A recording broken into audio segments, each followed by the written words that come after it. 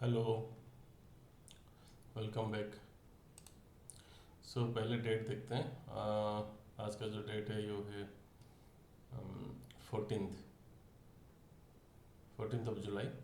आज हमने एक नया ट्रेड शुरू किया हुआ है। सो इस ट्रेड स्ट्रेटेजी का नाम है बैटमैन।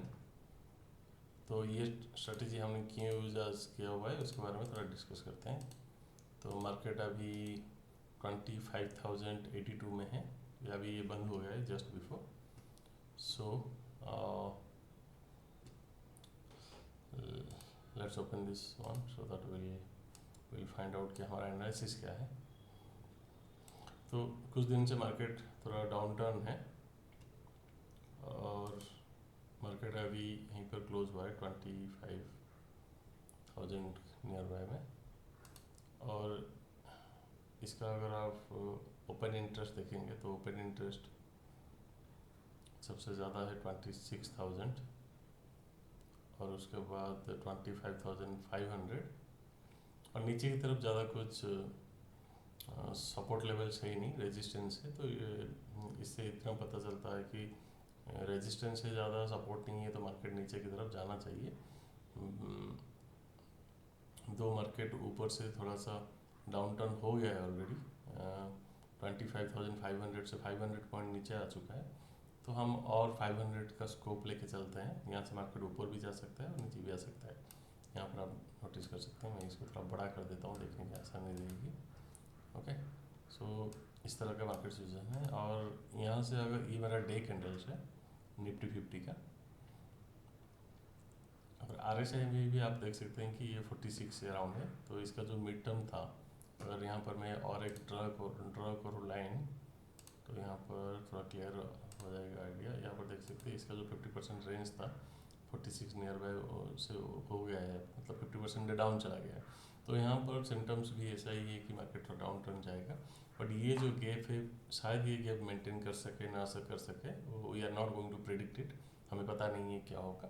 हो सकता है ये थोड़ा सा फॉल्स डाउन होके फिर यहाँ से मुड़ के ऊपर भी जा सकता है, या फिर ही नीचे भी आ सकता है। तो नीचे आएगा तो बहुत ही शार्प हो जाएगा, क्योंकि कंटिन्यूसली रेड रेड ही कैंडल्स आप देख रहे हैं। तो ये फिर से अगर रेड बनाएगा तो ये थोड़ा ज़्यादा शार्प हो जाएगा आई बिलीव। तो मुझे ऐसा लग रहा है कि यहाँ पर थोड़ा टाइम स्पेंड करेगा इस दौर इसी रेंज में, और उसके बाद ये नीचे आना होगा तो आएगा, यहाँ से ऊपर जाना है तो जाएगा। तो हमारा ऐसा स्ट्रेटेजी होना चाहिए जो कि ऊपर की तरफ, अभी अगर मार्केट 25 में है तो ऊपर की तरफ 500-700 पॉइंट्स का हम गैप ले सकें और नीचे की तरफ भी कोई 700 का गैप ले सकें। नियरली 1200-1500 का अगर कोई भी वाइड रेंज मिल जाएगा तो भी अच्छा है। तो I was searching for that, और यहाँ पर मैंने एक बैटमैन स्ट्रेटेजी बनाया जिसको कि डबल स्प्रेड रेशियो भी बोलते हैं।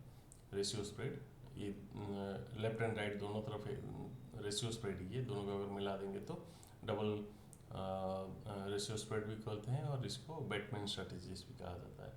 तो यहाँ पर टेक्निकलिटी ये है कि ये जो इसका जो ब्रेक इवन है 24,400 है नीचे की तरफ, और ऑफसाइड इसका 25,658 है। तो ऊपर की तरफ 700 के करीब और नीचे की तरफ भी कोई 600-700 के करीब ऐसा है। तो हमें 1400-1300 का वाइड रेंज मिल गया, जो कि 2.6% नीचे और 2.3% ऊपर। इस तरह से हमें उसका सेफ गार्ड हो जाएगा।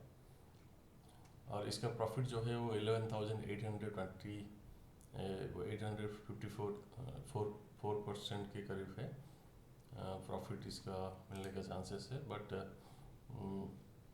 ये हमारा 24 जुलाई है और अभी हम 14 जुलाई से शुरू किया है। तो आज पर हमेशा जैसे हम स्ट्रेटेजी इम्प्लीमेंट करते हैं, करंट एक्सपायरी का मैं कभी भी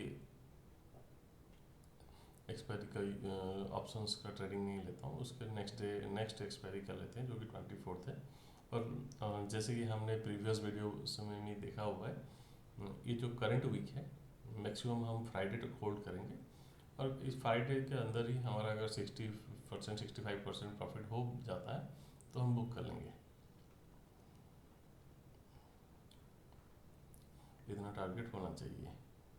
ठीक है, तो इस हिसाब से तो फिर हमने यहाँ पर ट्रेड ले लिया है। तो आप देख सकते हैं इस ट्रेड को एग्जीक्यूट करने में लगभग 3 लाख से करीब करीब मार्जिन की ज़रूरत पड़ सकती है। तो उस हिसाब से, और वी आर एक्सपेक्टिंग 5000 6000 नियरली 2% का हम एक्सपेक्टेशंस कर रहे हैं। पूरा मैक्सिमम प्रॉफिट तक हम ना पहुंच सके, तो देखते हैं क्या होता है।